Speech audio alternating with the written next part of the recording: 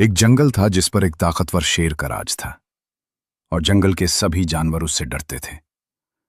हर दिन शेर अपनी जरूरत से ज्यादा शिकार करता था, जिसकी वजह से जंगल के जानवर बहुत परेशान थे। जिंदा रहने के लिए सभी जानवर इकट्ठा हुए और शेर के पास गए। उन्होंने शेर से कहा कि हर दिन एक जानवर खुद उसके पास आकर उसका भोजन बनेगा और उसके बदले शेर बाकी जानवरों का शिकार करना बंद कर देगा। शेर मान गया। दिन बीतते गए। हर सुबह एक नया जानवर आता और शेर मजे से उसे खा जाता। एक दिन एक छोटी सी गुलहरी की बारी आई। वो निहायत नाजुक, कमजोर और मासूम थी। रास्ते में गुलहरी कुछ सोचते हुए धीरे धीरे शेर की तरफ चलती रही। जब गुलहरी शेर के पास पहुंची तो शेर गुस्से से बोला, तुम आने में इतनी देर क्यों कर रही हो?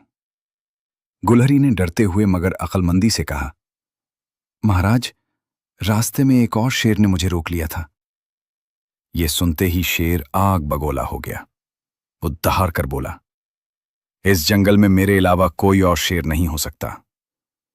गुलहरी ने नरमी से कहा, अगर आपको विश्वास नहीं है तो मैं आपको दिखा सकती हूं। गुलहरी शेर को एक गहरे कुएं के पास ले गई, जिसका पानी बहुत साफ और शफाफ था। शेर ने कुएं में झांका और एक और शेर को अपनी तरफ देखते हुए पाया। जो शेर उसे दिखाई दे रहा था वो दरअसल उसी का अपना ही अक्स था।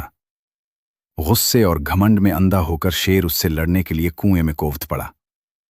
इसी पुल उसे एहसास हुआ कि उसने एक भयानक गलती कर दी है, एक ऐसी गलती जो उसकी जिंदगी का अंत बन गई। गुलहरी वहां से वापस चली गई। ताकत बुद्धि के सामने हार गई और फिर पूरे जंगल में शांति कायम हो गई और सभी जानवर खुशी खुशी रहने लगे।